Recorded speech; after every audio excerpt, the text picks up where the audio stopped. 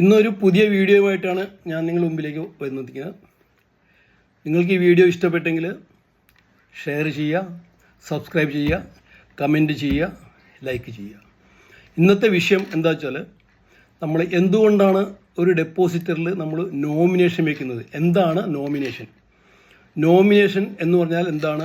ആർക്കൊക്കെ നോമിനി ആവാം? ഇതാണ് ഇന്നത്തെ നമ്മുടെ ചിന്താ വിഷയം. 1985 മുമ്പ് ബാങ്കുകളിൽ ഈ നോമിനേഷൻ ഫെസിലിറ്റി ഉണ്ടായിരുന്നില്ല. 1985 ബാങ്കിൽ ഈ നോമിനേഷൻ എന്നൊരു സംഭവം വന്നത്. എന്താണ് നോമിനേഷൻ?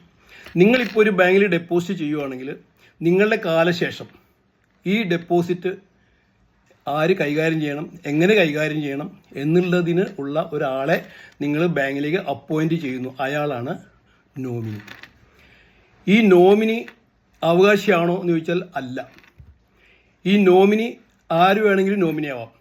ഭാര്യയാവാം, മക്കളാവാം, റിലേറ്റീവ്സ് ആവാം, റിലേഷൻ ഇല്ലാത്തവരാവാം.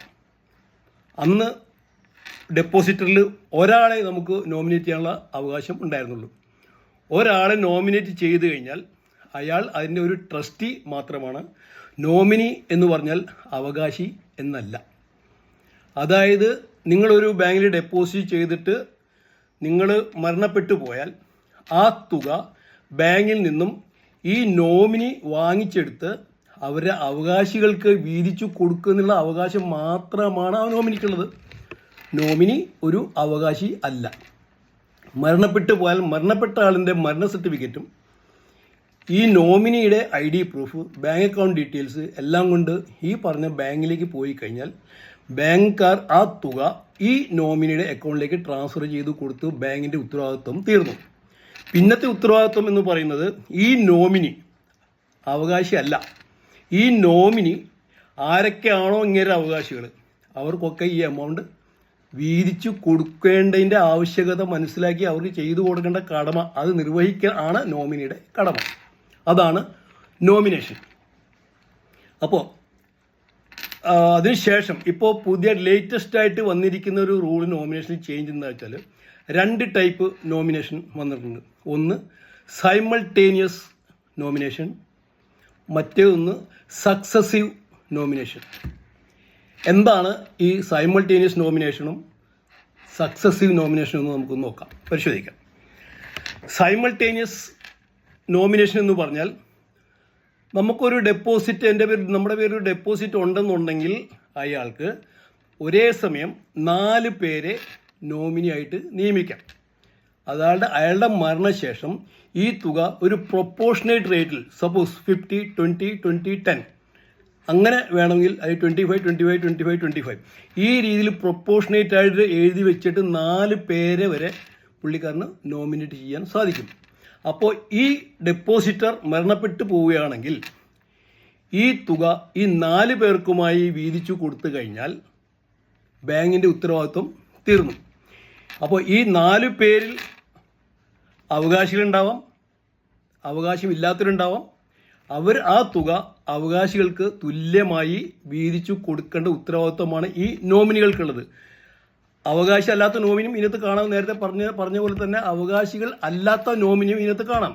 അപ്പോൾ അവർ ഉത്തരവാദിത്വം എന്താ വെച്ചാൽ ഈ 4 പേർക്ക് ഈ പ്രൊപ്പോർഷനേറ്റ് എമൗണ്ട് വരുന്നുണ്ടെങ്കിലും വേറെ അവകാശികളുണ്ടെങ്കിൽ ഈ അവകാശികളടക്കം എല്ലാവർക്കും ഇവർ ഈ എമൗണ്ട് വീതിച്ചു കൊടുക്കേണ്ടതായിട്ട് നിയമപരമായിട്ട് ബാധ്യതയുണ്ട്. ഈ 4 പേർക്ക് ഈ പ്രൊപ്പോർഷനേറ്റ് എമൗണ്ട് കൊടുത്തു കഴിഞ്ഞാൽ ബാങ്കിൻ്റെ സൈഡിൽ നിന്നുള്ള ഉത്തരവാദിത്വം തീർന്നു. അതാണ് ഈ പറയുന്ന സൈമൾട്ടേനിയസ് നോമിനേഷൻ. അത് ഇപ്പോൾ പുതിയതായിട്ട് ബാങ്കിൽ RBI നിർദ്ദേശിച്ചിട്ടുണ്ട്, അത് നടപ്പായിക്കൊണ്ടിരിക്കുകയാണ്. അപ്പോൾ അതേസമയം ഈ സൈമൾട്ടേനിയസിൽ 4 പേരെ നോമിനേറ്റ് ചെയ്യാന്ന് പറയുമ്പോൾ അതിൽ ഒരാൾ മരണപ്പെട്ടു പോവുകയാണ് എങ്കിൽ ആ പറയപ്പെടുന്ന ആളുടെ അവകാശികൾക്കായിരിക്കും അയാളുടെ പ്രൊപ്പോർഷനേറ്റ് ആയിട്ട് പറഞ്ഞു വെച്ചിരിക്കുന്ന തുക കിട്ടാൻ പോകുന്നത്. അയാൾ അതേ എമൗണ്ട് അവകാശികൾക്ക് തുല്യമായി വീതിച്ചു കൊടുക്കേണ്ടതായിട്ടുമുണ്ട്. അടുത്തത് പറഞ്ഞാൽ സക്സസീവ് നോമിനേഷൻ. സക്സസീവ് നോമിനേഷൻ എന്ന് പറഞ്ഞാൽ എന്താ വെച്ചാൽ ഈ ഒരേ സമയം 4 പേരെ നോമിനേറ്റ് ചെയ്യാം. ABCD 1, 2, 3, 4 എന്ന ക്രമത്തിൽ അപ്പോയിൻറ്റ് ചെയ്യാം. ഈ ഡെപ്പോസിറ്റർ മരണപ്പെട്ടു പോയി കഴിഞ്ഞാൽ ആദ്യത്തെ ആൾക്കാണ് ആ എമൗണ്ട് ബാങ്കിൽ നിന്ന് മേടിക്കാനുള്ള അവകാശമുള്ളത്. അപ്പോഴും ഈ പറയുന്ന ആളും നോമിനി ആണെങ്കിലും അവകാശിയാവണമെന്നില്ല.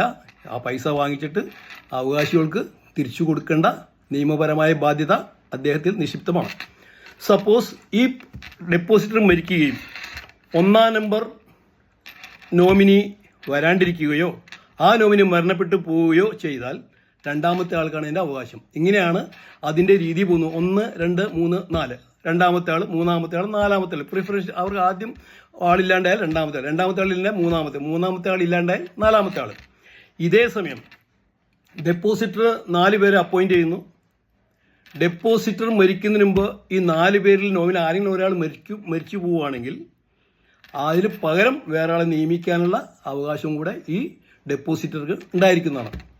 അപ്പോൾ ഇത്രയും കാര്യങ്ങളാണ് ഇപ്പോൾ പുതിയതായിട്ട് റിസർവ് ബാങ്ക് പറഞ്ഞിരിക്കുന്നത്. സൗകര്യപ്രദമാണ്. 1985 മുമ്പ് ആണ് ഇത് സംഭവിക്കുന്നതെങ്കിൽ നോമിനേഷൻ ഇല്ലാത്തൊരു കാലമായിരുന്നു. നോമിനേഷൻ ഇല്ലെങ്കിൽ എന്താ സംഭവിക്കുക? ഈ ഡെത്ത് സർട്ടിഫിക്കറ്റുമായിട്ട് എല്ലാ അവകാശികളുടെ സർട്ടിഫിക്കറ്റുമായിട്ട് എല്ലാവരും ബാങ്കിൽ ചെന്ന് ഒപ്പിട്ട് കൊടുക്കണം. അല്ലെങ്കിൽ എല്ലാവരും ചേർന്ന് ഒരാളെ ഓതറൈസ് ചെയ്ത് അതുവേണ്ടി ആ നൂലാമാലകൾ മാറ്റാനായിട്ടാണ് 1985 ശേഷം നോമിനേഷൻ വരുന്നതും. അത് ഒരാൾക്ക് മാത്രമേ നോമിനേഷൻ സൗകര്യം ഉണ്ടായിരുന്നുള്ളൂ. ഇന്ന് അത് മാറ്റി 4 പേർക്കാക്കി മാറ്റി. അങ്ങനെ എല്ലാവിധ സൗകര്യങ്ങളും കൂടി റിസർവ് ബാങ്ക് പുതിയ ജനങ്ങൾക്ക് ഉപകാരപ്രദമായ നിയമങ്ങൾ നടപ്പാക്കിക്കൊണ്ടിരിക്കുകയാണ്.